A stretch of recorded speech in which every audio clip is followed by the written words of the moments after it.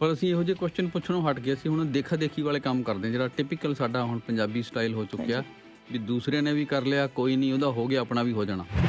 ਹੁਣ ਤੁਸੀਂ ਦੇਖੋ ਕਿਹਨਾਂ ਨੇ ਪ੍ਰੀ ਕੰਸਟਰਕਸ਼ਨਸ ਲਿੱਤੇ ਹੋਏ ਸੀਗੇ, 90% ਕਿੰਨੇ ਪ੍ਰੀ ਕੰਸਟਰਕਸ਼ਨ ਲਿੱਤੇ ਸੀ ਬਿਟਵੀਨ 2021 ਸਾਰਿਆਂ ਦੀ ਅਪਰੇਜ਼ਲਸ ਘੱਟ ਆ ਗਈਆਂ ਆ। ਦੇਖੋ ਇਹ ਬੰਦੇ ਤਾਂ ਉਹ ਨੇ ਕਿ ਜੇ ਇਹਨਾਂ ਦੀ ਡਿਊਟੀ ਰੱਬ ਨੇ ਕਿਤੇ ਸ਼ਮਸ਼ਾਨ ਘਾਟ ਚ ਲਾਈ ਹੋਵੇ, ਇਹ ਲੋਕਾਂ ਦੇ ਸੰਸਕਾਰ ਤੇ ਪੈਸੇ ਖਾ ਜਾਣ। ਹਾਂਜੀ, ਤੇ ਇਹ ਤਾਂ ਫਿਰ ਵੀ ਮੌਰਗੇਜ ਵੇਚ ਰਹੇ ਨੇ। ਅੱਛਾ, ਕਿੱਦਾਂ ਦੀ ਸਿਚੁਏਸ਼ਨ ਬਣ ਸਕਦੀ ਹੈ? ਇੱਕ ਸਾਬੀ ਹੋਰਾਂ ਦਾ ਮੈਸੇਜ ਹੈ ਕਿ ਕਿਸੇ ਬੈਂਕ ਨੇ ਪ੍ਰੀ ਅਪਰੂਵ ਕਰਤਾ ਇਹਨਾਂ ਦੇ ਫਰੈਂਡ ਨੂੰ, ਪਰ ਕਲੋਜ਼ਿੰਗ ਦੇ ਟਾਈਮ ਜਾ ਕੇ ਉਹਨਾਂ ਨੇ ਰਿਫਿਊਜ਼ ਕਰਤਾ, ਮੁੜ ਕੇ ਕਹਿੰਦੇ ਪ੍ਰਾਈਵੇਟ ਦੇ ਜਾਣਾ ਪਿਆ। ਓਕੇ, ਓਪਨ ਹਾਊਸ ਬਹੁਤ ਲੱਗਦੇ ਨੇ ਤੇ ਘਰ ਅਵੇਲੇਬਲ ਬੜੇ ਨੇ, ਪਰ ਜਦੋਂ ਕਿਸੇ ਨੂੰ ਪੁੱਛੀਦਾ ਉਹ ਕਹਿੰਦੇ ਨੇ ਜੀ ਬਾਕੀ ਤਾਂ ਸਾਰਾ ਕੁਝ ਠੀਕ ਹੈ, ਲੋਕ ਕੁਆਲੀਫਾਈ ਨਹੀਂ ਕਰਦੇ, ਮੌਰਗੇਜ ਲੈਣੀ ਮੁਸ਼ਕਿਲ ਹੋ ਜਾਂਦੀ ਹੈ। ਇਹ ਵਾਕਈ ਪ੍ਰੋਬਲਮ ਹੈ।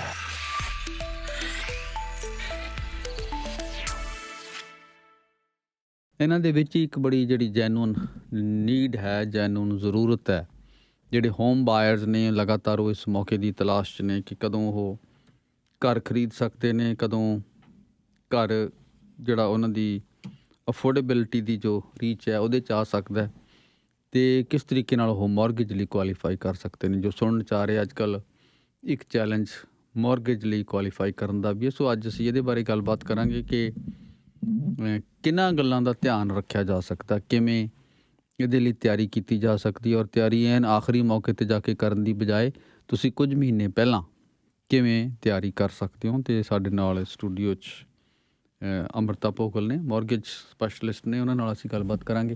ਹਾਂਜੀ ਅੰਮ੍ਰਿਤਾ ਜੀ। ਸਾਡੇ ਆਪਣੇ ਸਾਰੇ ਲਿਸਨਰਸ ਨੂੰ ਵੀ ਅਤੇ ਗੁੱਡ ਮਾਰਨਿੰਗ ਤੁਹਾਨੂੰ ਸ਼ਮਿਲ ਜੀ। ਅੱਜ ਕੱਲ੍ਹ ਮੈਂ ਜਦੋਂ ਦੇਖਦਾ ਬਹੁਤ ਸਾਰੀਆਂ ਓਪਨ ਹਾਊਸ ਬਹੁਤ ਲੱਗਦੇ ਨੇ ਅਤੇ ਘਰ ਅਵੇਲੇਬਲ ਬੜੇ ਨੇ, ਪਰ ਜਦੋਂ ਕਿਸੇ ਨੂੰ ਪੁੱਛੀਦਾ ਉਹ ਕਹਿੰਦੇ ਨੇ ਜੀ ਬਾਕੀ ਤਾਂ ਸਾਰਾ ਕੁਝ ਠੀਕ ਹੈ, ਲੋਕ ਕੁਆਲੀਫਾਈ ਨਹੀਂ ਕਰਦੇ, ਮੌਰਗੇਜ ਲੈਣੀ ਮੁਸ਼ਕਿਲ ਹੋ ਜਾਂਦੀ ਹੈ। ਇਹ ਵਾਕਈ ਪ੍ਰੋਬਲਮ ਹੈ। ਦੇਖੋ ਪ੍ਰੋਬਲਮ ਨਹੀਂ, ਆਈ ਥਿੰਕ ਅੱਜ ਜੋ ਪ੍ਰੋਬਲਮ ਆਪਾਂ ਸਮਝੇ ਕਿ ਸ਼ਿਫਟ ਆ ਮਾਰਕੀਟ 'ਚ, ਕਿਉਂ ਸ਼ਿਫਟ ਆ, ਕਿੱਦਾਂ ਤੁਸੀਂ ਓਪਨ ਹਾਊਸਿਸ ਬਹੁਤ ਆ, ਇਨਵੈਂਟਰੀ ਹੈਗੀ ਆ, ਪਰ ਡਰ ਆ ਸਾਰਿਆਂ 'ਚ। ਕਿਉਂ ਡਰ ਆ? ਕਈਆਂ ਨੂੰ ਡਰ ਆ ਕਿ ਟੈਰਿਫਸ ਨਾਲ ਇੰਟਰਸਟ ਰੇਟਸ ਨਾ ਵੱਧ ਜਾਣ, ਇਨਫਲੇਸ਼ਨ ਜੋ ਵੱਧ ਗਈ ਕੀ ਹੋਊਗਾ, ਜੋ ਸਾਡੇ ਜੋਬਸ ਚਲ ਗਿਆ ਫਿਰ ਕੀ ਹੋਊਗਾ। ਜੋ ਆਪਾਂ ਟਰੱਕਿੰਗ ਦੀ ਇੰਡਸਟਰੀ ਦੇਖੀ ਉਹ ਕਹਿੰਦੇ ਕਿ ਕੰਮ ਘੱਟ ਗਿਆ ਆ।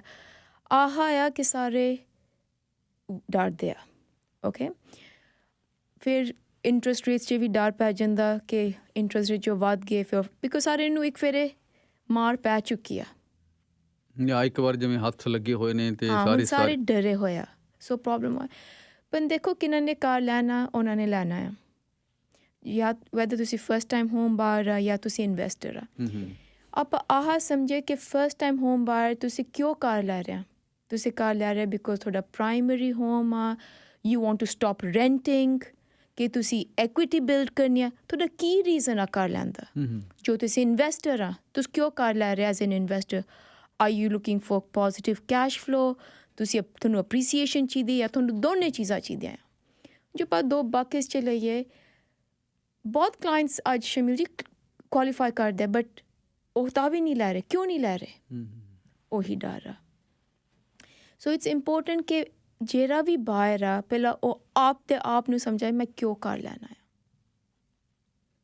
ਪਹਿਲਾਂ ਥੋੜ੍ਹਾ ਜਿਹਾ ਆਪਣੇ ਆਪ 'ਤੇ ਕੰਮ ਕਰਨਾ ਚਾਹੀਦਾ। ਹਾਂ, ਕਿ ਤੁਸੀਂ ਤੁਹਾਡੀ ਕੀ ਮੋਟਿਵ ਹੈ। ਦੇਖੋ as a first time home buyer I always believe ਕਦੀ ਰਾਈਟ ਟਾਈਮ ਅਤੇ ਬੈਡ ਟਾਈਮ ਨਹੀਂ ਹੁੰਦਾ ਜੋ ਤੁਸੀਂ ਆਪਦਾ ਪ੍ਰਾਈਮਰੀ ਕਾਰ ਲੈਣਾ ਹੈ।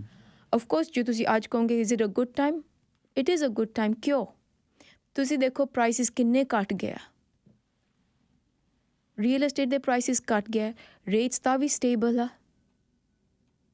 ਕਿਉਂ ਨਹੀਂ? Why isn't it a good time? ਪਰ ਉਹ ਵੀ ਨਹੀਂ ਲੈ ਰਹੇ। ਓਕੇ, ਹੁਣ ਆਪਾਂ ਸਮਝੇ ਕਿ ਫਸਟ ਟਾਈਮ ਹੋਮ ਬਾਇਰ ਕਹਿ ਰਹੇ ਕਿ ਅਸੀਂ ਕਾਰ ਲੈਣੇ, ਤੁਹਾਨੂੰ what you should keep in mind? ਸਾਰੇ ਕਹਿੰਦੇ ਹਾਂ ਸਟ੍ਰੈਸ ਟੈਸਟ ਰੇਟ ਹੈਗਾ ਇਨ mind. Above stress test rate ਤੁਸੀਂ ਆਪਦੇ ਓਨ ਸਪੈਂਡਿੰਗ ਪਾਵਰ ਦੇਖੋ ਕਿ ਕੱਲ੍ਹ ਨੂੰ ਜੋ ਰੇਟ ਥੋੜ੍ਹੇ ਜਿਹੇ ਵੱਧ ਵੀ ਜਾਣ, ਜਾਂ if I do lose my job, ਮੇਰੇ ਪਾਸ ਕੱਲੀ down payment is not the only ਖਰਚਾ ਕਾਰ ਲੈਣ 'ਚ ਕਿ ਹਾਂ ਮੇਰੇ ਕੋਲ ਡਾਊਨ ਪੇਮੈਂਟ ਹੈਗੀ ਆ। ਦੂਜੇ ਖਰਚੇ ਵੀ ਆ, ਕਲੋਜ਼ਿੰਗ ਕਾਸਟ ਹੁੰਦੇ ਆ ਕਿ ਤੁਹਾਡੇ ਕੋਲ ਆ ਸਾਰਾ ਦੇ ਕੇ ਉਹਦੇ ਬਾਅਦ do I have a little extra? ਦੇਖੋ ਭਾਜੀ ਕੰਮ, your situation, employment situation can change. ਸਭ ਤੋਂ ਵੱਡਾ ਕੰਸਰਨ ਤੇ EMPLOYMENT ਸਿਚੁਏਸ਼ਨ ਹੀ ਹੈ, EMPLOYMENT ਕਿਉਂਕਿ ਸਿਚੁਏਸ਼ਨ ਜਦੋਂ ਤੁਹਾਨੂੰ ਆਪਣੀ ਇਨਕਮ ਬਾਰੇ ਤੁਸੀਂ ਸ਼ੋਰ ਨਾ ਹੋ ਕਿ ਮੈਂ ਇਹਨੂੰ ਮੇਨਟੇਨ ਰੱਖ ਸਕਦਾ ਜਾਂ ਇਹ ਰਹੇਗੀ ਜਾਂ ਆਉਣ ਵਾਲੇ ਟਾਈਮ 'ਚ ਕੋਈ ਮੈਨੂੰ ਚੈਲੰਜ ਨਹੀਂ ਆਏਗਾ, ਤੇ ਇਹ ਬਹੁਤ ਵੱਡਾ ਕੰਸਰਨ ਹੈ। ਇਹਨੂੰ ਤਾਂ ਖੈਰ ਜ਼ਰੂਰ ਧਿਆਨ 'ਚ ਰੱਖਣਾ ਹੀ ਚਾਹੀਦਾ ਇਸ ਨੂੰ ਤਾਂ। ਹਾਂਜੀ, ਤੇ ਇਹਦਾ ਕੀ ਸੋਲਿਊਸ਼ਨ ਆ? ਬਿਫੋਰ ਤੁਸੀਂ ਕਾਰ ਲੈਣ ਜਾਓ ਜਾਂ ਤੁਸੀਂ ਕਿਸੇ ਨਾਲ ਡਿਸਕਸ ਕਰੋ, ਮੈਂ ਤੁਹਾਨੂੰ ਕਹਿ ਦਿੰਦੀ ਹਾਂ ਸ਼ਮੀਲ ਜੀ ਅੱਜ ਮੇਰੀ ਇਨਕਮ, ਸਾਡੀ ਹਾਊਸ ਹੋਲਡ ਇਨਕਮ 1.5 ਲੱਖ ਆ, ਮੈਂ ਤੁਹਾਨੂੰ ਕਹਿੰਦੀ ਹਾਂ ਤੁਸੀਂ ਆਰਾਮ ਨਾਲ 8.5-9 ਲੱਖ ਦਾ ਲੈ ਸਕਦੇ ਆ। ਨਹੀਂ, ਡੋਂਟ ਡੂ ਦੈਟ। ਤੁਸੀਂ ਮਿਲੋ, ਆਪਦੀ ਇਨਕਮ ਵੈਰੀਫਾਈ ਕਰਾਓ। ਜੋ ਤੁਸੀਂ ਐਜ਼ ਅ ਲੇਮੈਨ ਕਹਿੰਦੇ ਹਾਂ ਸਾਡੀ ਇਨਕਮ 1.5 ਲੱਖ ਆ, ਡਸ ਬੈਂਕ ਉਹ 1.5 ਲੱਖ ਮੰਨਦੀ ਆ? ਲਾਸਟ ਈਅਰ ਸ਼ਾਇਦ ਤੁਹਾਨੂੰ ਇੱਕ ਵੱਡਾ ਬੋਨਸ ਮਿਲਿਆ ਹੋਗਾ, ਜਾਂ ਤੁਸੀਂ ਕੁਛ ਵੇਚੇ, ਤੁਹਾਨੂੰ ਇਨਵੈਸਟਮੈਂਟਸ ਵੇਚੇ ਹੋਣੇ, ਉਹ ਸਾਰੀ ਤੁਸੀਂ NOA ਦੇ ਹਿਸਾਬ ਨਾਲ ਦੱਸਦਾ 1.5 ਲੱਖ ਆ, but does the bank accept all that as income? Maybe in some situations yes, maybe some situations no. What ਮੈਂ ਆ ਕਹਿੰਦੀ ਹਾਂ ਕਿ sit with a professional, discuss ਕਰੋ ਤੁਹਾਡੀ ਕੀ ਇਨਕਮ ਆ, ਉਹਦੇ ਹਿਸਾਬ ਨਾਲ you will receive the right guidance ਕਿ ਹਾਂ ਤੁਸੀਂ ਇੰਨੇ ਦਾ ਕਾਰ ਲੈ ਸਕਦੇ ਆ। ਦੇਖੋ ਡਾਊਨ ਪੇਮੈਂਟ ਦੇ ਕੇ ਵੀ ਤੁਹਾਡੇ ਕੋਲ ਆਹ ਰਹੂਗਾ। ਹੁਣ I'll give you ਇੱਕ ਐਗਜ਼ਾਮਪਲ। ਇੱਕ ਕਲਾਇੰਟ ਆਈ ਸੀ, ਉਹਨਾਂ ਨੇ ਪ੍ਰੀ ਕੰਸਟਰਕਸ਼ਨ ਕਾਰ ਲਿੱਤਾ ਹੋਇਆ ਹੈ 2 ਮਿਲੀਅਨ ਦਾ। ਓਕੇ, ਤੇ ਉਹਨਾਂ ਦੀ ਕਲੋਜ਼ਿੰਗ ਲੇਟਰ ਦਿਸ ਸਾਲ ਆ ਰਹੀ ਹੈ, ਅਤੇ ਅੱਜ ਉਹਨਾਂ ਦਾ ਕਾਰ ਕਿਤੇ ਅੱਜ ਰਹਿ ਰਿਹਾ ਫ੍ਰੀ ਆ, ਕੋਈ ਮੌਰਗੇਜ ਨਹੀਂ ਆ। ਉਹ ਮੈਂ ਪਹਿਲਾਂ ਸਾਰਿਆਂ ਦੀ ਸਿਚੁਏਸ਼ਨ ਸਮਝ ਲਈ। ਉਹ ਕਹਿੰਦੇ ਅਸੀਂ ਆਹ ਕਾਰ ਨਹੀਂ ਵੇਚਣਾ ਚਾਹੁੰਦੇ, ਕਿ ਐਗਜ਼ਿਸਟਿੰਗ ਕਾਰ ਅਸੀਂ ਨਹੀਂ ਵੇਚਣਾ ਚਾਹੁੰਦੇ। ਉਹਨਾਂ ਦੀ ਇਨਕਮ ਦੇ ਹਿਸਾਬ ਨਾਲ ਮੈਂ ਕਿਹਾ you can not afford it, ਤੁਸੀਂ ਕਿੱਦਾਂ ਅਫੋਰਡ ਕਰੋਗੇ? ਕਹਿਣ ਨੂੰ ਤਾਂ ਮੈਂ ਤੁਹਾਨੂੰ ਕਹਿਦਾ ਹਾਂ ਤੁਹਾਡੀ ਮੌਰਗੇਜ ਹੋ ਜੂਗੀ, that is the easy part. This is my advice to everybody, don't just look ਕਿ ਮੇਰੀ mortgage ਹੋ ਜੂਗੀ ਕਿ ਨਹੀਂ ਹੋਊਗੀ, ਤੁਸੀਂ ਆਹ ਦੇਖੋ can I afford it? ਅੱਜ 1.2-1.4 ਮਿਲੀਅਨ ਦੀ mortgage ਤੇ ਤੁਹਾਡੀ easily payment $6,000-7,000 ਆ ਮਹੀਨੇ ਦੀ।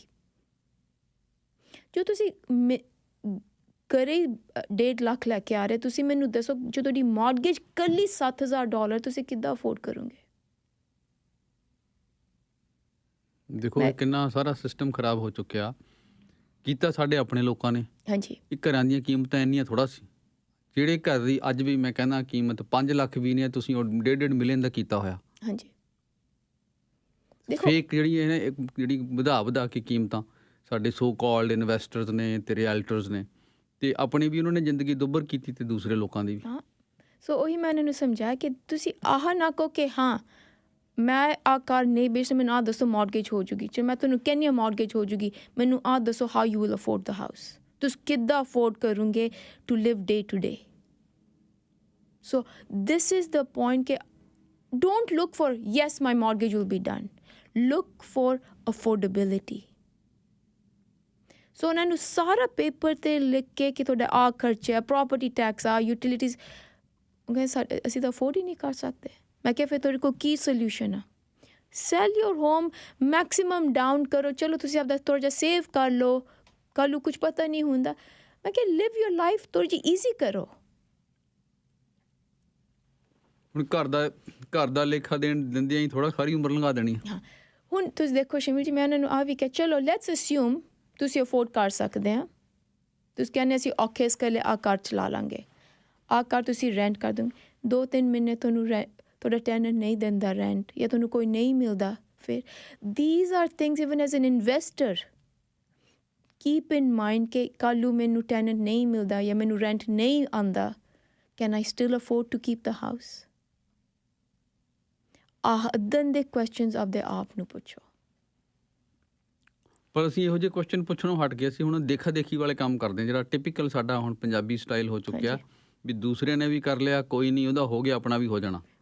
ਤੇ ਹੁਣ ਦੇਖੋ ਕਿੰਨਾ ਨੇ ਉਹ ਸੋਚ ਨਾਲ ਕੀਤਾ, ਅੱਜ ਉਹ ਰੋ ਰਿਹਾ, they are in deep trouble. ਨਾ ਉਹ ਕਾਰ ਵੇਚ ਸਕਦੇ ਆ ਬਿਕੋਜ਼ ਇਨਫ ਐਕੁਇਟੀ ਨਹੀਂ ਹੈਗੀ, ਕਿੰਨੀ ਐਕੁਇਟੀ ਆ ਉਨਾ ਹੀ ਉਹਨਾਂ ਦੇ ਬੈਂਕ 'ਚ ਲੋਨ ਦੇਣਾ ਆ, ਉਹਨੂੰ ਕੀ ਕਰਨ? ਤੁਹਾਨੂੰ ਆਈ ਐਮ ਸ਼ੋਰ ਸ਼ਮੀਲ ਜੀ ਤੁਸੀਂ ਬਹੁਤ ਡਿਸਟਰੈਸ ਸੇਲਸ ਕਿੰਨੀਆਂ ਆ ਮਾਰਕੀਟ 'ਚ। ਜੇ ਉਹ ਹਾਲਤ ਦੇਖੀਏ ਫਿਰ ਤੇ ਲੱਗਦਾ ਵੀ ਲੋਕਾਂ ਨੂੰ ਘਰ ਦਾ ਨਾਮ ਨਹੀਂ ਲੈਣਾ ਚਾਹੀਦਾ। ਨਹੀਂ ਲੈਣਾ ਚਾਹੀਦਾ ਆ, ਬਟ सोच समझ के लो, आने के हाँ मेरी मॉर्गेज हो चुकी। It is not only about mortgage, ਸਾਰਿਆਂ ਦੀ ਸਿਚੁਏਸ਼ਨ ਡਿਫਰੈਂਟ ਹੁੰਦੀ ਆ। ਕਹਿੰਦੇ ਬੱਚੇ ਯੂਨੀਵਰਸਿਟੀ ਚੱਲਿਆ, ਉਹਨਾਂ ਨੂੰ ਵੀ ਪੜ੍ਹਾਉਣਾ। ਬਿਲਕੁਲ।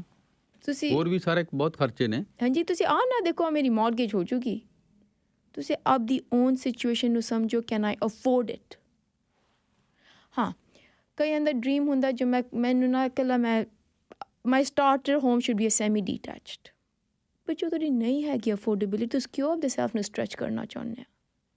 ਹਾਂ, ਅਸੀਂ ਇੱਦਾਂ ਦਾ ਕਾਰ ਲੱਭਾਂਗੇ ਕਿ ਬੇਸਮੈਂਟ ਵੀ ਰੈਂਟ ਹੋ ਜੂਗੀ, ਉੱਥੋਂ ਵੀ ਆ ਜੂਗਾ, ਜੋ ਕੱਲ੍ਹ ਨੂੰ ਨਹੀਂ ਆਉਂਦਾ ਫਿਰ ਜੋ ਹਾਲਾਤ ਨੇ ਇਸ ਜਾਂ ਵੇਲੇ। ਚਲੋ ਤੁਹਾਨੂੰ ਮਿਲ ਜਾਂਦਾ, ਟੈਨੈਂਟ ਨਹੀਂ ਦਿੰਦਾ ਨਾ, ਤੁਸੀਂ ਉਹਨੂੰ ਕੱਢ ਸਕਦੇ। ਤੁਹਾਨੂੰ ਆਪਾਂ ਨੂੰ ਵੀ ਪਤਾ ਕਿ ਆਪਣੇ ਰੂਲਸ, ਟੈਨੈਂਟ ਰੂਲਸ ਕੀ ਆ ਇੱਥੇ ਓਨਟਾਰੀਓ 'ਚ। ਫਿਰ ਤੁਸੀਂ ਕੀ ਕਰੋਗੇ? ਹਾਂ, ਜ਼ਰੂਰ ਕਰੋ, ਮੈਂ ਨਹੀਂ ਕਹਿੰਦੀ, ਬਟ ਆਪਦੇ ਸੈਲਫ ਨੂੰ ਪੁੱਛੋ, ਜੋ ਮੈਨੂੰ 2-3 ਮਹੀਨੇ ਨਹੀਂ ਆਉਂਦਾ ਕਿਰਾਇਆ, ਮੈਂ ਤਾਂ ਵੀ ਅਫੋਰਡ ਕਰ ਸਕਦਾ ਮੌਰਗੇਜ।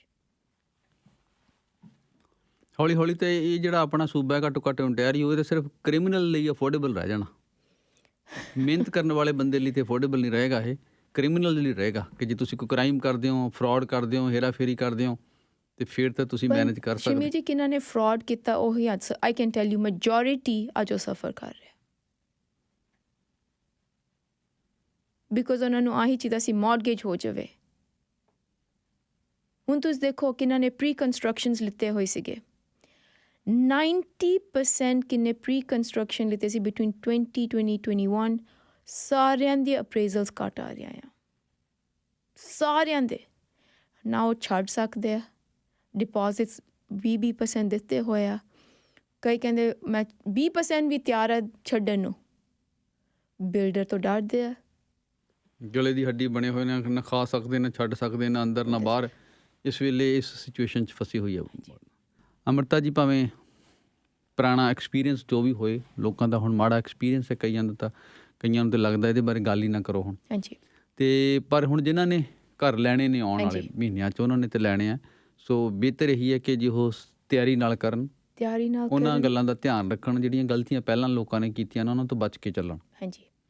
ਅਤੇ ਉਹਦੇ 'ਚ ਅਕਸਰ ਕੀ ਹੁੰਦਾ ਕਿ ਬਿਲਕੁਲ ਆਖਰੀ ਮੌਕੇ 'ਤੇ ਜਾ ਕੇ ਫਿਰ ਉਹ ਜਿਹੜੀਆਂ ਗੱਲਾਂ, ਜਿਹੜੀ ਬਹੁਤ ਕਾਮਨ ਗਲਤੀ ਹੈ ਕਿ ਘਰ ਪਸੰਦ ਕਰਨਗੇ ਪਹਿਲਾਂ ਅਤੇ ਫਿਰ ਮੌਰਗੇਜ ਲੱਭਣ ਦੇ ਚੱਕਰ 'ਚ ਪੈਂਦੇ ਨੇ ਅਤੇ ਉੱਥੇ ਹੀ ਫਸਦੇ ਨੇ ਫਿਰ। ਅਤੇ ਫਿਰ ਜਿਹੜੇ ਮੌਰਗੇਜ ਫਰਾਡ ਕਰਨ ਵਾਲੀ ਜਨਤਾ ਉੱਥੇ ਹੀ ਲੋਕਾਂ ਨੂੰ ਐਕਸਪਲੋਇਟ ਕਰਦੀ ਹੈ ਅਤੇ ਬੰਦੇ ਫਸ ਜਾਂਦੇ। ਫਿਰ ਉੱਥੇ ਅਫੋਰਡੇਬਿਲਿਟੀ ਦੀ ਇਸ਼ੂ ਆ ਜਾਂਦੀ, ਉੱਥੇ ਫਿਰ ਸਾਡੇ ਹੁਣ ਅਸੀਂ ਕੀ ਕਰੀਏ? ਉਹਨਾਂ ਨੇ 20,000 ਲੈ ਲਿਆ, ਸਾਨੂੰ ਪ੍ਰਾਈਵੇਟ ਲੈ ਗਏ, ਹੁਣ ਕੀ ਕਰੀਏ? ਉਦੋਂ ਤਾਂ ਕੋਈ ਦੇਖੋ, ਇਹ ਬੰਦੇ ਤਾਂ ਉਹ ਨੇ ਕਿ ਜੇ ਇਹਨਾਂ ਦੀ ਡਿਊਟੀ ਰੱਬ ਨੇ ਕਿਤੇ ਸ਼ਮਸ਼ਾਨ ਘਾਟ 'ਚ ਲਾਈ ਹੋਵੇ, ਇਹ ਲੋਕਾਂ ਦੇ ਸੰਸਕਾਰ 'ਤੇ ਪੈਸੇ ਖਾ ਜਾਣ। ਹਾਂਜੀ। ਅਤੇ ਇਹ ਤਾਂ ਫਿਰ ਵੀ ਮੌਰਗੇਜ ਵੇਚ ਰਹੇ ਨੇ, ਅਤੇ ਉੱਥੇ ਇਹ ਲੋਕਾਂ ਦੀ ਹਰ ਸਿਚੁਏਸ਼ਨ ਦਾ ਫਾਇਦਾ ਉਠਾਉਣ ਦੀ ਕੋਸ਼ਿਸ਼ ਕਰਦੇ ਨੇ। ਅਤੇ ਇਹੋ ਜਿਹੇ ਲੋਕਾਂ ਨਾਲ ਤੁਹਾਡਾ ਵਾਹ ਪੈਣਾ, ਸੋ ਤਾਂ ਬਿਹਤਰ ਹੈ ਕਿ ਬੰਦਾ ਤਿਆਰੀ ਕਰਕੇ ਪਹਿਲਾਂ ਤਿਆਰੀ ਕਰੇ। ਪਹਿਲਾਂ ਤਿਆਰੀ ਕਰੋ। ਦੇਖੋ ਸ਼ਮੀਲ ਜੀ, ਫਿਰ ਉਹੀ ਕੁਐਸਚਨ ਆ ਜਾਂਦਾ ਨਾ, ਕਲਾਇੰਟ ਕਹਿੰਦੇ ਨੇ ਸਾਨੂੰ A ਤੋਂ ਹੀ ਚਾਹੀਦੀ ਆ, ਜਾਂ ਸਾਨੂੰ ਕਿਉਂ ਨਹੀਂ B ਤੋਂ ਹੋ ਸਕਦੀ, ਸਾਨੂੰ ਕਿਉਂ ਪ੍ਰਾਈਵੇਟ ਲੈ ਕੇ ਗਏ? ਹੁਣ ਆਪਾਂ ਜੋ ਸਮਝੇ A, B, C 'ਚ ਤੇ ਕੀ ਫਰਕ ਆ? ਦੇਖੋ, A ਬੈਂਕਸ ਸਿੰਪਲ ਆ, ਸਟ੍ਰਿਕਟ ਗਾਈਡਲਾਈਨਸ ਆ, very competitive rates are, but they need good credit score, good income. Okay? A misconception ਆ ਕਿ ਮੈਂ self employed ਆ, ਮੈਂ A ਬੈਂਕ ਤੇ ਨਹੀਂ ਕੁਆਲੀਫਾਈ ਕਰ ਸਕਦਾ। That is wrong. Of course ਤੁਸੀਂ ਕਰ ਸਕਦੇ ਆ, but it depends ਕਿਹੜੇ A ਬੈਂਕ ਆ, ਡਿਪੈਂਡ ਕਰ ਤੁਸੀਂ ਕਿੰਨਾ ਡਿਕਲੇਅਰ ਕਰ ਰਹੇ ਆਪਦੇ ਇਨਕਮ 'ਤੇ। ਜੋ ਤੁਸੀਂ ਬ੍ਰਾਂਡਡ 1.5-2 ਲੱਖ ਆ, ਡਿਕਲੇਅਰ 30,000 ਕਰਦੇ ਆ, you cannot. Okay? Simple ਆ। A bank 'ਚ tight guidelines ਆ, very competitive rates and good credit score ਚਾਹੀਦਾ। Okay, ਫਿਰ ਆਉਂਦੇ B bank, flexible with income, slightly higher rates, but they give you a mortgage. ਫਿਰ ਆਉਂਦੇ ਆਪਣੇ private ਕੌਣ ਜਾਂਦਾ? ਕਿੰਨਾਂ ਨੂੰ temporary solution ਚਾਹੀਦਾ। Remember, private is not a long-term solution. You should not be thinking ਕਿ ਚਲੋ ਹੁਣ private ਤੋਂ ਹੀ ਕਰਾ ਦਿਓ। ਆਪਦੇ ਸੈਲਫ ਨੂੰ ਪੁੱਛੋ, ਮੈਂ ਤੁਹਾਨੂੰ ਅੱਜ private ਲੈ ਜਾਂ, ਤੁਸੀਂ ਨਿਕਲਣਾ ਕਿੱਦਾਂ ਹੈ ਉਸ ਸਿਚੁਏਸ਼ਨ 'ਚੋਂ? ਯਾਦ ਕਰਨਾ ਚਾਹੀਦਾ ਜਿਹੜੇ ਇੱਕ ਸੂਦਖੋਰ ਹੁੰਦੇ ਸੀ ਪੁਰਾਣੇ ਸਮਾਜ 'ਚ, ਪੰਜਾਬ 'ਚ, ਵੀ ਜਿਹੜੇ ਗਰੀਬ ਲੋਕ ਸਾਰੀ ਉਮਰ ਉਹਨਾਂ ਦੇ ਕਰਜ਼ੇ 'ਚੋਂ ਨਹੀਂ ਨਿਕਲਦੇ ਹੁੰਦੇ। ਅਤੇ ਉਹੀ ਤੁਸੀਂ ਪ੍ਰਾਈਵੇਟ 'ਚ ਚਲ ਗਏ, ਉਹ ਤੁਹਾਨੂੰ ਪੈਸੇ ਦੇ ਦੇਣਗੇ ਅੱਜ, ਪਰ ਆਪਦੇ ਸੈਲਫ ਨੂੰ ਪੁੱਛੋ ਮੈਂ ਆ ਸਿਚੁਏਸ਼ਨ 'ਚੋਂ ਕਿੱਦਾਂ ਨਿਕਲਣਾ ਆ। Private is always a temporary solution, not a long-term solution. ਕਿ ਹਾਂ ਚਲੋ ਫॉर whatever reason ਕਈ ਸ਼ਿਮਿਲ ਜੀ ਮੈਂ ਆ ਨਹੀਂ ਕਹਿੰਦੀ ਕਿ ਇਕੱਲੇ ਰੋਂਗ ਕਲਾਇੰਟਸ ਪ੍ਰਾਈਵੇਟ ਜਾਂਦੇ, ਰਾਈਟ ਕਲਾਇੰਟਸ ਵੀ ਜਾਂਦੇ, ਉਹਨਾਂ ਨੇ ਫਲਿੱਪ ਕਰਨਾ ਹੁੰਦਾ ਘਰ, ਅੱਜ ਲੈ ਲਿਆ ਘਰ ਥੋੜ੍ਹੇ ਜਿਹੇ ਇੰਪਰੂਵਮੈਂਟਸ ਕਰਕੇ ਇਹਨਾਂ ਨੇ ਵੇਚਣਾ ਆ, ਤਾਂ ਸੋਚਦੇ ਸੀ ਪ੍ਰਾਈਵੇਟ ਲੈ ਕੇ ਕਰਾ ਲੈਂਦੇ ਆ, ਰਾਈਟ ਬੰਦੇ ਵੀ ਜਾਂਦੇ ਆ। ਜਾਂ ਕਈ ਸੱਚੀ ਫਸ ਗਏ ਬਿਕੋਜ਼ ਨਾਟ ਮੌਰਗੇਜ ਕਰਕੇ ਵੈਲਿਊਜ਼ ਕੱਟ ਹੋ ਗਿਆ, ਕੁਆਲੀਫਿਕੇਸ਼ਨ ਨਹੀਂ ਹੈਗੀ, that is okay, but ਆਪ self ਨੂੰ ਆ ਜ਼ਰੂਰ ਪੁੱਛੋ if I'm going private ਕਿ ਮੈਂ ਆਮ ਸਿਚੁਏਸ਼ਨ ਚੋਂ ਕਿੱਦਾਂ ਨਿਕਲਣਾ ਹੈ। ਅੱਛਾ, ਇੱਕ ਸਵਾਲ ਆਇਆ ਹੋਇਆ ਕਿ ਜੇ ਤੁਹਾਡੇ ਕੋਲ ਕੋਈ ਇਨਕਮ ਪ੍ਰੂਫ ਬਹੁਤਾ ਨਾ ਹੋਏ ਜਾਂ ਬਹੁਤ ਲੋ ਇਨਕਮ ਹੋਏ ਪਰ ਤੁਸੀਂ 35% ਡਾਊਨ ਪੇਮੈਂਟ ਦੇ ਸਕਦੇ ਹੋ, ਫਿਰ ਤੁਹਾਡੇ ਲਈ ਮੌਰਗੇਜ ਲੈਣਾ ਈਜ਼ੀ ਹੋ ਸਕਦਾ? Of course it is easier, but income is still ਚਾਹੀਦੀ ਆ। ਤਾਂ ਵੀ ਤੁਸੀਂ 65% ਦਾ ਬੋਰੋ ਕਰ ਰਹੇ ਆ, ਬੈਂਕ ਦੇਖਣਾ ਚਾਹੋਗੇ ਤੁਸੀਂ ਉਹ ਕਿੱਦਾਂ ਪੇ ਕਰੋਗੇ ਉਹ 65। ਹਾਂ, ਫਲੈਕਸੀਬਿਲਿਟੀ ਜ਼ਰੂਰ ਹੈਗੀ ਆ, ਉੱਥੇ ਫਲੈਕਸੀਬਿਲਿਟੀ ਜ਼ਿਆਦਾ ਆ ਬਿਕੋਜ਼ ਤੁਸੀਂ ਆਪਦੇ ਓਨ ਪੈਸੇ 35% ਦੇ ਰਹੇ ਆ। ਦੇਖੋ ਕਿਹੜੇ ਬੈਂਕਸ ਆ, ਲੈਂਡਰਸ ਆ, ਔਰ ਦੇਖਦੇ ਤੁਸੀਂ ਕਿੱਦਾਂ ਕਿ ਅਬ how much of your own skin are you putting in? 35% is a lot. ਤੁਸੀਂ ਸੋਚੋ ਮਿਲੀਅਨ ਤੇ 350,000 ਹੋ ਗਿਆ, ਬੈਂਕਸ ਆਰ ਹੈਪੀ, ਫਲੈਕਸੀਬਿਲਿਟੀ ਜ਼ਿਆਦਾ ਆ ਉਹਦੇ ਵਿੱਚ। ਪਰ ਇਹਦੇ ਬਾਵਜੂਦ ਵੀ ਜੇ ਉਹਨਾਂ ਨੇ ਤੁਹਾਨੂੰ ਜਿੰਨਾ ਵੀ ਲੋਨ ਦੇਣਾ ਉਹਨਾਂ ਨੇ ਦੇਖਣਾ ਕਿ ਉਹਨਾਂ ਤੁਸੀਂ ਮੋੜ ਦੋਗੇ। ਹਾਂ, ਤੁਸੀਂ ਅਫੋਰਡ ਕਰ ਸਕਦੇ ਹੋ। ਹਾਂ, ਸ਼ਾਇਦ ਤੁਸੀਂ ਤੁਹਾਡੀ ਇਨਕਮ ਇਜ਼ ਨਾਟ ਵੈਰੀਫਾਈਬਲ, ਪਰ ਬੈਂਕ ਸਟੇਟਮੈਂਟ 'ਚ ਤੁਸੀਂ ਸੈਲਫ ਇੰਪਲੋਇਡ ਆ ਜਾਂ ਜੋ ਵੀ ਕਿਹੜੇ ਬੀ ਬੈਂਕਸ ਆ, that's why they give you mortgages ਕਿ ਹਾਂ ਅਸੀਂ ਤੁਹਾਡੇ ਟੈਕਸਿਸ ਨਹੀਂ ਦੇਖਣੇ, T1s ਨਹੀਂ, ਤੁਹਾਡੇ ਬੈਂਕ ਸਟੇਟਮੈਂਟਸ ਦੇ ਹਿਸਾਬ ਨਾਲ ਅਸੀਂ ਤੁਹਾਨੂੰ ਦੇ ਦਾਂਗੇ। ਬਟ ਹੁਣ ਕਿਹੜਾ ਕਲਾਇੰਟ ਕਹਿੰਦਾ ਮੈਂ ਇਨਕਮ ਵੀ ਘੱਟ ਦਿਖਾਉਣੀ ਆ ਪਰ ਮੈਨੂੰ ਮੌਰਗੇਜ ਇਹ ਤੋਂ ਵੀ ਚਾਹੀਦੀ ਆ, ਮੈਨੂੰ ਇੰਟਰਸਟ ਰੇਟ ਵੀ ਅੱਛਾ, ਦੈਟ ਇਜ਼ ਨਾਟ ਪੋਸੀਬਲ। ਸੋ ਆਪਦੀ ਸੈਲਫ ਨੂੰ ਦੇਖੋ, ਐਨਾਲਾਈਜ਼ ਕਰੋ, ਇਵੈਲੂਏਟ ਕਰੋ, wear do I fit. Professionals ਨੂੰ ਮਿਲੋ, ਲੈਟ ਦੈਮ ਗਾਈਡ ਯੂ। ਅੱਜ ਕੱਲ੍ਹ ਸ਼ਿਮਿਲ ਜੀ ਆਹ ਬਹੁਤ ਪ੍ਰੋਬਲਮ ਆ ਰਹੀ ਆ, ਕਲਾਇੰਟਸ ਤੁਹਾਡੇ ਕੋਲ ਆ ਜਾਂਦੇ, ਸਲਾਹ ਲੈ ਲੈਂਦੇ ਆ, ਬਟ ਕਿਹੜੀ ਸਲਾਹ ਸੁਣਨੀ ਸੀਗੀ ਉਹ ਸੁਣੀ ਨਹੀਂ, ਸਲਾਹ ਨਹੀਂ ਲੈਂਦੇ ਅਸਲ ਵਿੱਚ। ਜੋ ਉਹਨਾਂ ਨੂੰ ਆਪਣਾ ਜੀਅ ਕਰਦਾ ਹੁੰਦਾ ਸੁਣਨ ਨੂੰ, ਉਹ ਚਾਹੁੰਦੇ ਨੇ ਕਿ ਕੋਈ ਉਹੋ ਜਿਹੀ ਸਲਾਹ ਦੇ ਦੇ ਜਿਹੜੀ ਉਹੋ ਜਿਹੀ ਦੇ ਦੇਗਾ ਉਹਨਾਂ ਨੂੰ ਚੰਗੀ ਲੱਗਦੀ ਹੈ, ਬਾਕੀ ਉਹਨਾਂ ਨੂੰ ਲੱਗਦੀਆਂ ਫਿਰ ਪਤਾ ਲੱਗਦਾ ਉਹਨਾਂ ਨੇ ਇੱਥੇ ਵੀ ਗਿਆ ਉੱਥੇ ਵੀ ਗਏ। ਦੇਖੋ ਅੱਜ ਕੱਲ੍ਹ ਕਮਿਊਨਿਟੀ ਬਹੁਤ ਛੋਟੀ ਹੋ ਗਈ ਆ, ਗੱਲ ਕਿਤੇ ਨਾ ਕਿਤੋਂ ਨਿਕਲੀ ਆਉਂਦੀ ਆ। ਕਈ ਕਲਾਇੰਟ ਦੇ 8-8 9-9 ਘਰ ਆ, ਉਹ ਆ ਸੁਣਨਾ ਚਾਹੁੰਦੇ ਮੈਂ ਇਹ ਤੇ ਕੁਆਲੀਫਾਈ ਕਰਦਾ। ਹਾਓ ਤੁਹਾਡੀ ਇਨਕਮ, ਮੈਂ ਨਹੀਂ ਕਹਿੰਦੀ ਕਿ you can not go to an a bank. ਤੁਸੀਂ ਸੋਚੋ 8-9 ਘਰ ਹੋਣ ਨੂੰ ਤੁਹਾਡੇ ਕੋਲ ਕਿੰਨੀ ਇਨਕਮ ਹੋਣੀ ਚਾਹੀਦੀ, ਪਰ ਤੁਸੀਂ ਆਹ ਨਹੀਂ ਸੁਣਨਾ ਚਾਹੁੰਦੇ ਕਿ ਤੁਹਾਡੀ ਏ ਬੈਂਕ ਤੋਂ ਨਹੀਂ ਹੋਊਗੀ। ਸੋ ਤੁਸੀਂ ਆਪ ਨੂੰ ਵੀ ਐਨਾਲਾਈਜ਼ ਕਰੋ ਐਂਡ ਬੀ ਪ੍ਰੈਕਟੀਕਲ ਬਣੋ। ਓਕੇ, ਅੱਜ ਕੱਲ੍ਹ ਕੁਐਸਚਨ ਬਹੁਤ ਹੈ ਕਿ ਸਾਨੂੰ ਕਿੱਦਾਂ ਪਤਾ ਸਾਡੇ ਇਨਕਮ ਦੇ ਹਿਸਾਬ ਨਾਲ ਅਸੀਂ ਕਿੱਥੇ ਕੁਆਲੀਫਾਈ ਕਰਦੇ। ਦੇਖੋ ਇਨਕਮ 'ਚ ਨਾ 3-4 ਡਿਗਰੀਜ਼ ਹੁੰਦੀਆਂ। ਸਿੰਪਲ ਆ, ਤੁਸੀਂ ਸੈਲਰੀਡ ਆ ਅਤੇ ਤੁਹਾਨੂੰ ਬੋਨਸਿਸ ਮਿਲਦੇ ਆ। ਦੇਖੋ ਉਹਨਾਂ ਨੇ ਤੁਹਾਡੇ ਪੇ ਸਟੱਬਸ ਦੇਖ ਲੈਣੇ, T4s। ਤੁਸੀਂ ਸੈਲਫ ਇੰਪਲੋਇਡ ਆ, ਉਹਨਾਂ ਨੇ ਤੁਹਾਡੇ T1 ਜਨਰਲ ਦੇਖ ਲੈਣੇ ਆ, ਆਰਟੀਕਲਸ।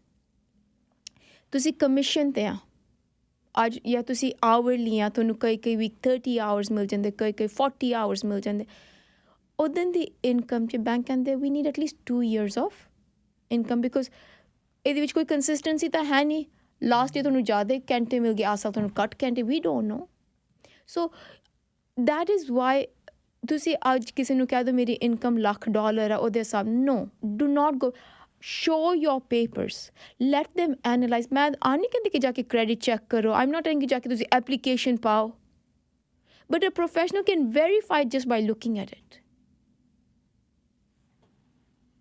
ਉਹਦੇ ਨਾਲ ਤੁਹਾਨੂੰ ਨਾ ਆਈਡੀਆ ਮਿਲ ਜਾਂਦਾ ਕਿ ਅਸੀਂ ਇੰਨੇ ਕੁ ਦਾ ਅਫੋਰਡ ਕਰ ਸਕਦੇ।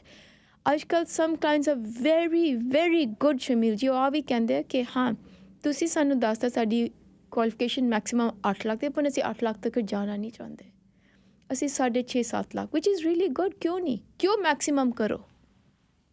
ਉਹ ਕਹਿੰਦੇ ਅਸੀਂ ਸਾਡੇ ਸੈਲਫ ਨੂੰ ਪੁਸ਼ ਨਹੀਂ ਕਰਨਾ ਚਾਹੁੰਦੇ, ਵੀ ਵਾਂਟ ਟੂ ਆਲਸੋ ਲਿਵ। ਆ ਨਹੀਂ ਕਿ ਕੰਮ ਕਰੋ ਇਕੱਲੇ ਬਿੱਲ ਪੇ ਕਰਨ ਨੂੰ, ਵਿਚ ਇਜ਼ ਰਾਈਟ। ਇਹ ਤਾਂ ਖੈਰ ਹੁਣ ਸੋਚ ਬਦਲਣ ਦੀ ਲੋੜ ਹੈ। ਇੱਕ ਤੇ ਹਾਂਜੀ, ਸਾਡੀ ਕਮਿਊਨਿਟੀ 'ਚ ਜਿਹੜਾ ਇਹ ਦਿਖਾਵਾ ਕਲਚਰ ਹੋ ਗਿਆ ਨਾ, ਵੱਡੀ ਤੋਂ ਵੱਡੀ ਘਰ ਦੀ ਦੌੜ, ਵੱਡੀ ਤੋਂ ਵੱਡੀ ਕਾਰ ਦੀ ਦੌੜ, ਮਹਿੰਗੇ ਤੋਂ ਮਹਿੰਗੇ ਕੱਪੜਿਆਂ ਦੀ ਦੌੜ, ਸ਼ੋ ਆਫ। ਇਹ ਜਿਹੜਾ ਮਤਲਬ ਹੈ ਤੇ ਬਹੁਤ ਸ਼ਰਮਨਾਕ, ਪਰ ਹੁਣ ਇਹ ਰਿਐਲਿਟੀ ਬਣ ਚੁੱਕਿਆ। ਐਂਡ ਆਈ ਥਿੰਕ ਬੰਦੇ ਹੁਣ ਰੀਅਲਾਈਜ਼ ਕਰਨ ਲੱਗ ਗਿਆ, ਮੈਂ ਨਹੀਂ ਕਹੂੰਗੀ ਸਾਰੇ ਬਟ ਕਾਫੀ ਰੀਅਲਾਈਜ਼ ਕਰਦੇ ਕਿ ਅਸੀਂ ਸਾਡੇ ਸੈਲਫ ਨੂੰ ਪੁਸ਼ ਨਹੀਂ ਕਰਨਾ ਚਾਹੁੰਦੇ, ਫਸਣਾ ਨਹੀਂ ਚਾਹੁੰਦੇ। ਤੇ ਵਿੱਚੋਂ ਇੱਕ ਦੋ ਕੁਐਸਚਨਸ ਨੇ ਜਿਵੇਂ ਕਹਿ ਰਹੇ ਨੇ ਜੀ ਕਿ ਹੁਣ ਅੱਜ ਕੱਲ੍ਹ ਇਹ ਐਨਫੋਰਸਮੈਂਟ ਵਧੀ ਹੋਈ ਹੈ ਮੌਰਗੇਜ ਫਰਾਡ ਨੂੰ ਲੈ ਕੇ।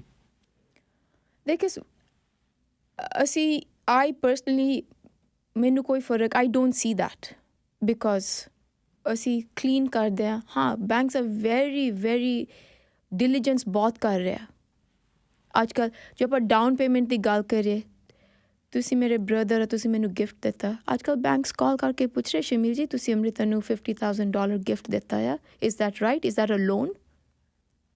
ਬੈਂਕਸ ਆਰ ਕਾਲਿੰਗ ਬਿਕੋਜ਼ ਆਵੇ ਅੱਜ ਤੁਸੀਂ ਮੈਨੂੰ ਦੇਤੇ ਫਿਰ ਕੱਲ੍ਹ ਨੂੰ ਮੈਂ ਤੁਹਾਨੂੰ ਵਾਪਸ ਵੀ ਦੇਣੇ ਆ। ਸੋ ਅਦਨ ਦੀ ਡਿਊ ਡਿਲੀਜੈਂਸ ਡੈਫੀਨੇਟਲੀ ਹੋ ਰਹੀ ਹੈ। Down payment is also another thing. ਦੇਖੋ ਸ਼ਮੀਲ ਜੀ ਜਿੱਦਾਂ ਆਪਾਂ ਸ਼ੁਰੂ ਗੱਲ ਕੀਤੀ ਸੀ ਕਿ ਕਾਰ ਲੈਣ ਲੱਗੇ down payment is not the only effect, ਇਹਦੇ 'ਚ ਹਿਡਨ ਕਾਸਟ ਬਹੁਤ ਹੁੰਦੇ ਆ। ਲੈਂਡ ਟਰਾਂਸਫਰ ਟੈਕਸ ਹੁੰਦਾ, ਟਾਈਟਲ ਇੰਸ਼ੋਰੈਂਸ ਹੁੰਦਾ, ਬੈਂਕ ਅਪਰੇਜ਼ਲ ਮੰਗਦੇ ਆ, ਲੀਗਲ ਕਾਸਟ ਆ ਸਾਰੇ ਖਰਚੇ ਡਾਊਨ ਪੇਮੈਂਟ ਦੇ ਉੱਤੇ ਹੋਏ ਆ। ਤੁਸੀਂ ਆਹ ਨਾ ਦੇਖੋ ਕਿ ਮੇਰੇ ਕੋਲ ਅੱਜ ਡਾਊਨ ਪੇਮੈਂਟ ਆ ਮੈਂ ਕਰ ਲੈ ਸਕਦਾ, ਦੂਜੇ ਵੀ ਖਰਚੇ ਬਹੁਤ ਆ ਹਿਡਨ ਕਾਸਟ ਵੀ ਕੀਪ ਇਨ ਮਾਈਂਡ ਕਿ ਆ ਵੀ ਹੁੰਦੇ ਆ ਖਰਚੇ। ਕਈ ਤਰ੍ਹਾਂ ਦੇ ਕੁਐਸਚਨਸ ਨੇ ਜਿਹੜੇ ਪਰ ਸਾਡੀ ਗੱਲਬਾਤ ਥੋੜ੍ਹਾ ਜਿਹਾ ਬਾਹਰ ਵੀ ਨੇ, ਜਿਵੇਂ ਪੁੱਛ ਰਹੇ ਨੇ ਕਿ ਜਦੋਂ ਰਿਨਿਊਅਲ 'ਤੇ ਜਾਣਾ ਤੇ ਫਿਰ ਰੀਕੁਆਲੀਫਾਈ ਕਰਨਾ ਪੈਣਾ।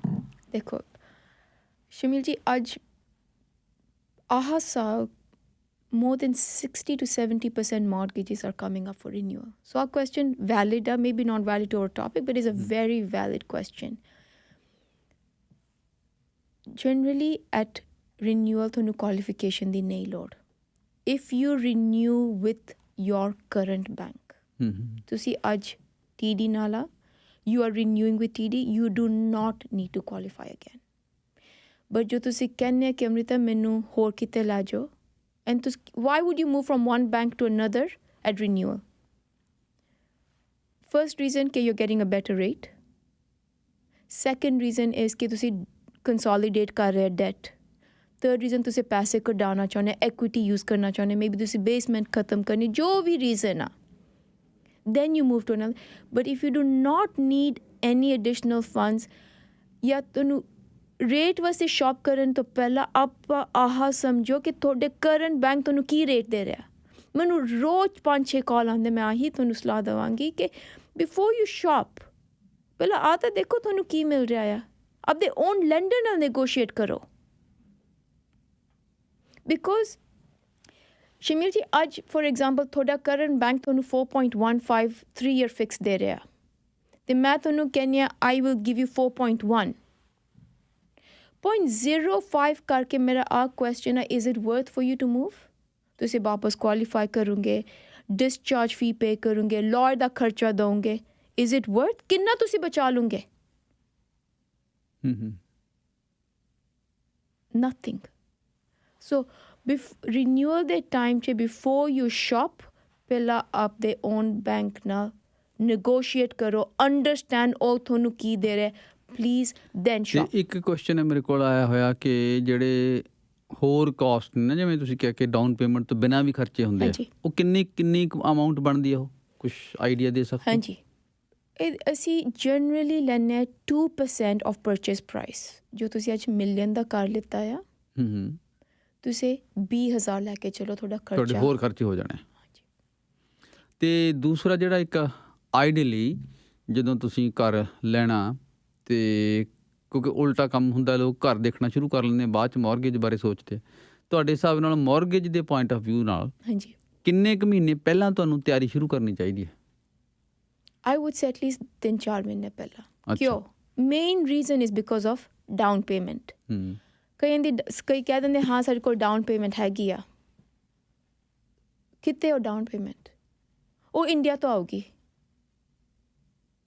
ਕਈ ਬੈਂਕ ਦੇ ਬਹੁਤ ਸਟ੍ਰਿਕਟ ਰੂਲਸ ਆ ਕਿ ਜਿਹੜੀ ਫੋਰਨ ਡਾਊਨ ਪੇਮੈਂਟ ਆ has to be in your account 30 to 60 days before closing. Okay, ਤੁਸੀਂ ਪਹਿਲਾਂ ਮੰਗਵਾ ਲਓ। ਐਂਡ ਇੱਕ ਹੋਰ ਚੀਜ਼ ਸ਼ਮੀਲ ਜੀ, ਜਦੋਂ ਡਾਊਨ ਪੇਮੈਂਟ ਕਿਤੋਂ ਫੋਰਨ ਕੰਟਰੀ ਤੋਂ ਆਉਂਦੀ ਹੈ ਨਾ, ਫਿਰ ਤੁਸੀਂ ਪ੍ਰੂਫ ਦਿਓ, ਉਹ ਬੈਂਕ ਅਕਾਊਂਟ ਸੇ ਪ੍ਰੂਫ ਦਿਓ, ਆਹ bank account say for India ਦੇ ਬੈਂਕ ਅਕਾਊਂਟਸ ਦੇ ਉਹਨਾਂ ਨੂੰ ਸਟੇਟਮੈਂਟਸ ਚਾਹੀਦੀਆਂ, ਕੈਨੇਡੀਅਨ ਬੈਂਕ ਅਕਾਊਂਟ ਦੇ ਸਟੇਟਮੈਂਟ ਦੇਖਣ ਨੂੰ ਕਿ it's N out and N in, paperwork ਉਨਾ ਹੀ ਵਾਧਾ ਪਹਿਲਾਂ ਕਰਕੇ ਯੂ ਕੈਨ ਐਲੀਮੀਨੇਟ ਆਲ ਦਿਸ। ਅੱਛਾ, ਕਿੱਦਾਂ ਦੀ ਸਿਚੁਏਸ਼ਨ ਬਣ ਸਕਦੀ ਹੈ? ਇੱਕ ਸਾਵੀ ਹੋਰਾਂ ਦਾ ਮੈਸੇਜ ਹੈ ਕਿ ਕਿਸੇ ਬੈਂਕ ਨੇ ਪ੍ਰੀ ਅਪਰੂਵ ਕਰਤਾ ਇਹਨਾਂ ਦੇ ਫਰੈਂਡ ਨੂੰ, ਪਰ ਕਲੋਜ਼ਿੰਗ ਦੇ ਟਾਈਮ ਜਾ ਕੇ ਉਹਨਾਂ ਨੇ ਰਿਫਿਊਜ਼ ਕਰਤਾ, ਮੁੜ ਕੇ ਕਹਿੰਦੇ ਪ੍ਰਾਈਵੇਟ ਦੇ ਜਾਣਾ ਪਿਆ। Okay. This is such a valid question, Jamilji, because pre-approval, in my opinion, is just a formality. मैं सारे clients ਨੂੰ openly कहनी है, not because मैं pre-approval नहीं करना चाहती। पहला आप समझे pre-approval ते pre-qualification च की फर्क आ। Pre-qualification आह या कि you come meet a professional, ਉਹ ਤੁਹਾਡੇ income ਸਮਝ ਕੇ document ਸਮਝ ਕੇ ਕਹਿ ਦਿੰਦੇ ਦੇਖੋ you qualify for this much। Pre-approval means ਕਿ ਤੁਸੀਂ full application bank ਨੂੰ ਭੇਜਦੇ ਆ, credit check ਭੇਜਦੇ ਆ। ਹੁਣ pre-approval 'ਚ ਅੱਜ ਸ਼ਮੀਰ ਜੀ ਤੁਹਾਡੀ income $1,00,000 ਆ, ਮੈਂ application 'ਚ ਪਾਦਾ 1.5 ਲੱਖ ਆ, of course ਤੁਹਾਨੂੰ ਜ਼ਿਆਦਾ approval ਮਿਲ ਜੂਗੀ, but pre-approval 'ਚ 90% of the time banks income documents ਨਹੀਂ verify ਕਰਦੇ, they give you the pre-approval based on what is written in the application। ਹੁਣ ਮੈਂ ਤੁਹਾਡੀ ਇਨਕਮ ਓਵਰਸਟੇਟ ਕਰਦਾ, ਉਹਦਾ ਕੀ ਫਾਇਦਾ? That is why pre-approval is good, but as long as your information is filled in the pre-approval is true, that is true। ਅੱਜ ਕੱਲ੍ਹ ਬਹੁਤ ਹੋ ਰਿਹਾ because ਕਈ mortgage agents professionals ਦੇ ਦਿੰਦੇ ਉਹਨਾਂ ਨੂੰ pre-approvals, ਫਿਰ ਬਾਅਦ 'ਚ ਨਹੀਂ ਹੁੰਦੀ mortgage, ਕਿਉਂ ਨਹੀਂ ਹੋਈ? Maybe ਜੋ actual income ਆ ਤੇ ਜੋ income was filled in the application was different। ਅੱਛਾ, ਨਹੀਂ ਇੱਕ ਹੋਰ ਵੀ ਇੱਕ ਇਸ਼ੂ ਹੈ ਜੀ, ਤੁਸੀਂ ਕਹਿੰਦੇ 2-3 ਮਹੀਨੇ ਕਿ ਕਈਆਂ ਨੂੰ ਮੌਕੇ 'ਤੇ ਜਾ ਕੇ ਪਤਾ ਲੱਗਦਾ ਕਿ ਉਹਨਾਂ ਦਾ ਕ੍ਰੈਡਿਟ ਸਕੋਰ ਬਹੁਤ ਅੱਛਾ ਨਹੀਂ ਹੈ। ਹਾਂਜੀ। ਅਤੇ ਕ੍ਰੈਡਿਟ ਸਕੋਰ ਨੂੰ ਫਿਕਸ ਕਰਨ ਲਈ, ਇੰਪਰੂਵ ਕਰਨ ਲਈ ਵੀ ਟਾਈਮ ਲੱਗਦਾ। ਹਾਂਜੀ। ਦੈਟ ਮੀਨਸ ਤੇ 6 ਮਹੀਨੇ ਪਹਿਲਾਂ ਤਿਆਰੀ ਸ਼ੁਰੂ ਹੋਣੀ ਚਾਹੀਦੀ ਹੈ। ਹਾਂ, when it comes to credit score ਤੁਸੀਂ at least 6 months to 8 months because reflect ਕਰਨ ਕਈ ਨੂੰ ਲੱਗਦਾ ਕਿ ਦੇਖੋ ਮੇਰੇ ਕੋਲ ਕਾਰ ਲੋਨ ਆ, ਡਜ਼ਨਟ ਮੈਟਰ ਤੁਹਾਡੇ ਕੋਲ ਕਾਰ ਲੋਨ ਆ, ਹੂ ਸੇਜ਼ ਜੋ ਤੁਹਾਡੇ ਕੋਲ ਕਾਰ ਲੋਨ ਆ ਤੁਸੀਂ ਫਸਟ ਟਾਈਮ ਹੋਮ ਬਾਇਰ ਤੁਸੀਂ ਕਾਰ ਨਹੀਂ ਲੈ ਸਕਦੇ, that is not true as long as ਤੁਹਾਡੀ ਇਨਕਮ ਇਜ਼ ਇਨਫ। ਕਈਆਂ ਦੇ ਸੋਚਦੇ ਕਿ ਸਾਡੇ ਕੋਲ 3-4 ਕ੍ਰੈਡਿਟ ਕਾਰਡ ਆ, ਕੀ ਬਣੂਗਾ? It's okay, banks R note saying ਕਿ ਤੁਹਾਡੇ ਕੋਲ ਇੱਕੋ ਹੀ ਕ੍ਰੈਡਿਟ ਕਾਰਡ ਹੋਣਾ ਚਾਹੀਦਾ। ਬੈਂਕਸ ਆ ਆਹ ਦੇਖਦੇ ਆ ਕਿ how well your managing your financial responsibility. ਉਹਦਾ ਕੀ ਮਤਲਬ ਕਿ ਅੱਜ ਤੁਹਾਡੇ ਕੋਲ ਭਾਵੇਂ 4 ਕ੍ਰੈਡਿਟ ਕਾਰਡ ਆ, ਇੱਕ ਦੀ ਲਿਮਿਟ 5 ਆ, ਇੱਕ ਦੀ ਲਿਮਿਟ 10,000 ਆ, ਇੱਕ ਦੀ ਲਿਮਿਟ 2,000 ਆ। Don't use your credit cards at full capacity because ਤੁਸੀਂ ਇੱਕੋ ਯੂਜ਼ ਕਰਨਾ $10,000 ਪਰ ਉਹਦੀ ਲਿਮਿਟ 8 'ਤੇ ਹੀ ਰਹਿੰਦੀ ਆ, 9,000 'ਤੇ ਰਹਿੰਦੀ, ਦੂਜੇ 2 ਖਾਲੀ ਆ। ਉਹਦਾ ਕੀ ਮਤਲਬ? ਤੁਸੀਂ ਬੈਂਕ ਨੂੰ ਕੀ ਦੱਸ ਰਹੇ ਆ ਕਿ ਆਈ ਨੀਡ ਮਨੀ, ਮੈਨੂੰ ਲੋੜ ਆ ਪੈਸਿਆਂ ਦੀ, ਉਹਦੇ ਬਦਲੇ ਤਿੰਨੇ ਯੂਜ਼ ਕਰ ਲਓ at below 50% capacity. These things are very important Shamir ji ਜਦੋਂ ਕ੍ਰੈਡਿਟ ਸਕੋਰ ਦੀ ਗੱਲ ਹੁੰਦੀ ਹੈ, ਬਿਕੋਜ਼ ਕ੍ਰੈਡਿਟ ਸਕੋਰ ਕਿੱਦਾਂ ਆਪਾਂ ਕਹਿੰਦੇ ਪੇਂਟਿੰਗ ਆ, ਤੁਹਾਡੀ ਫਾਈਨੈਂਸ਼ੀਅਲ ਰਿਸਪੋਂਸਿਬਿਲਿਟੀ ਦੀ ਪੇਂਟਿੰਗ ਆ। ਬੈਂਕ ਸੀਜ਼ ਦ ਪੇਂਟਿੰਗ ਕਿ how well your managing it. ਅਤੇ ਹੋਰ ਵੀ ਬਹੁਤ ਸਾਰੇ ਸਵਾਲ ਹੋ ਸਕਦੇ ਆ, ਪਰ ਜਾਣ ਤੋਂ ਪਹਿਲਾਂ ਜੇ ਤੁਸੀਂ ਨੰਬਰ ਸ਼ੇਅਰ ਕਰ ਦਿਓ ਆਪਣਾ, ਤੁਹਾਨੂੰ ਸਿੱਧਾ ਸਵਾਲ ਕਰ ਸਕਦੇ ਨੇ। 647-505-8643 647-505-8643। ਬਹੁਤ ਬਹੁਤ ਸ਼ੁਕਰੀਆ ਜੀ, ਥੈਂਕ ਯੂ।